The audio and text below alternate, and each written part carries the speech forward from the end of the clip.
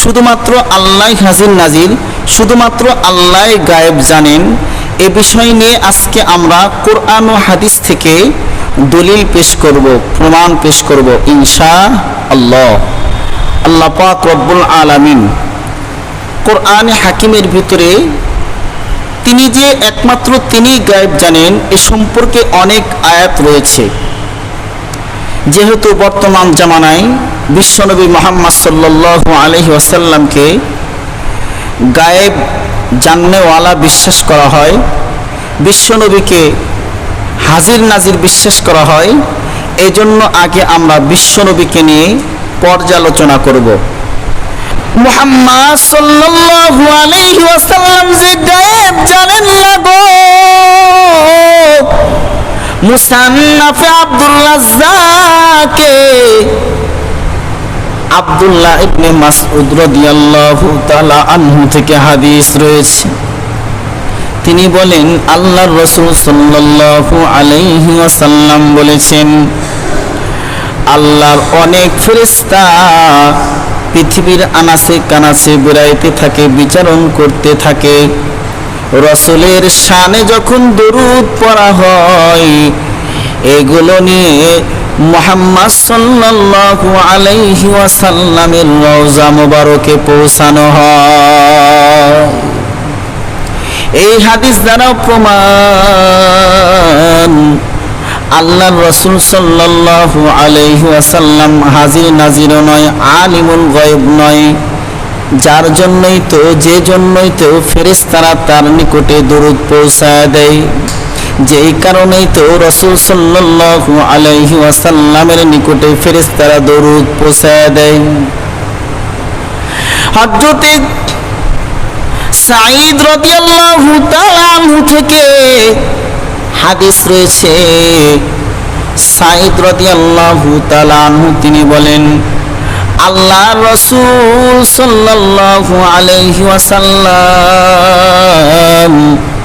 তার কতক বিবিদের নিকটে যখন তিনি গেলেন, অতঃপর তার সামনে খেজুর পেশ করলেন, উন্নত মানের খেজুর। রাসূল আকরাম সাল্লাল্লাহু আলাইহি ওয়াসাল্লাম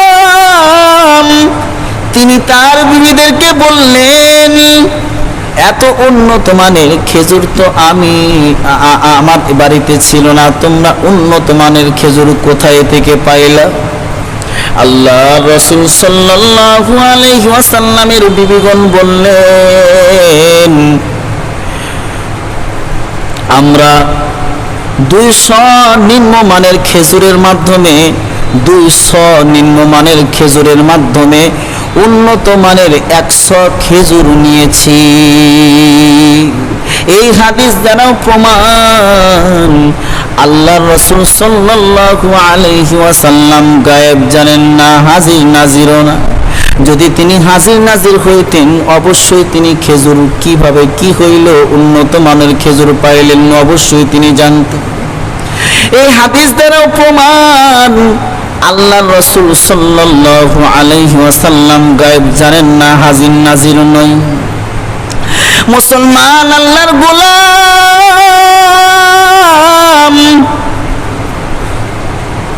আল্লাহ পাক রব্বুল আলামিন সূরাতুল মুনাফিক নামে আল্লাহ পাক রব্বুল আলামিন একটা সূরা নাজিল করেছেন। ইযা জাআকাল মুনাফিকুন, আল্লাহ পাক রব্বুল আলামিন বিশ্বনবীকে জানায় দিতেছেন সূরা নাজিল করে, নবী আমার যখন আপনার নিকটে বেঈমানরা মুনাফিকরা যখন আসে, ক্বালু নাশহাদু ইন্নাকা লারাসূলুল্লাহ, তখন তারা বলে ইন্নাকা লারাসূলুল্লাহ।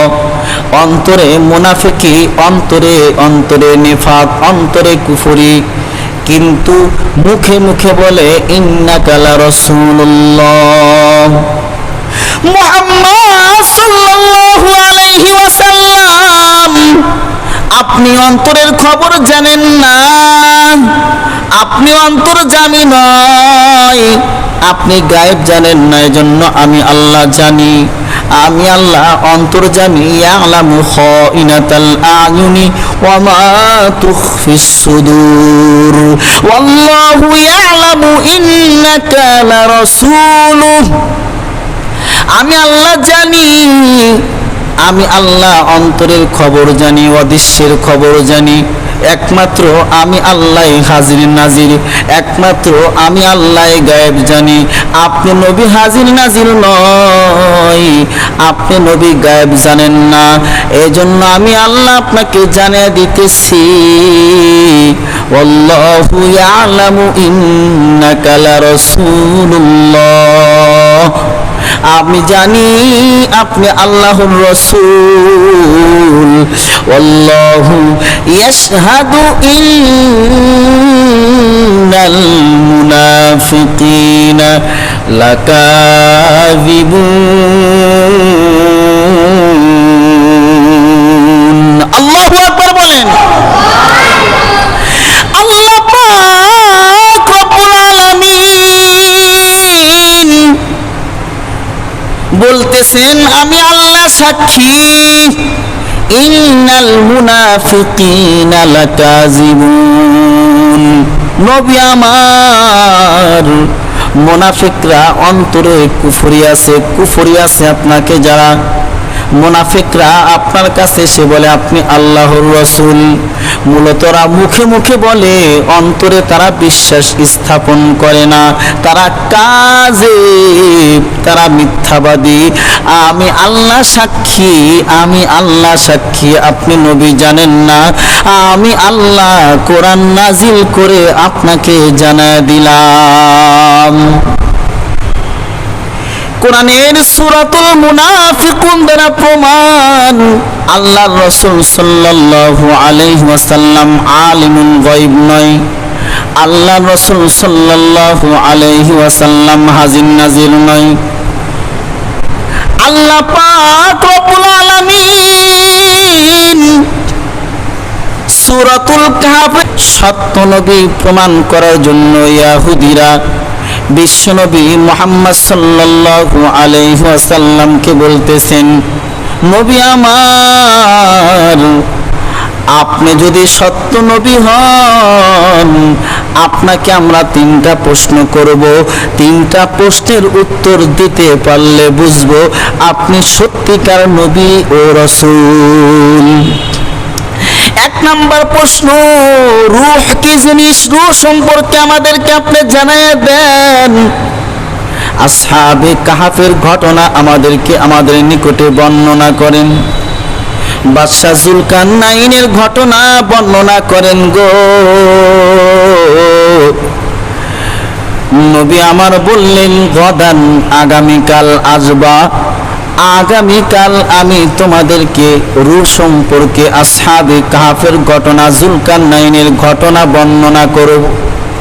কারণ নবীর নিকটে প্রত্যেক দিন, দিনে রাতে বারবার অনেকবার পর্যন্ত জিবরাইল আমিন আসছেন, জিবরাইল আমিন আসেন।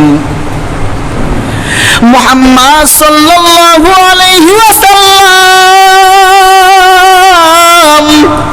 আগামীকাল আর ঘটনা বলতে পারলেন না, কারণ জিবরাইল আমিন আসে নাই। পরের দিনও তিনি বলতে পারেন নাই, কারণ জিবরাইল আমিন আসে নাই। এভাবে 1 দিন নয়, 2 দিন নয় গো, 15 দিন পর্যন্ত মুহাম্মদ সাল্লাল্লাহু আলাইহি ওয়াসাল্লামের নিকটে জিবরিল আমিন আসে নাই।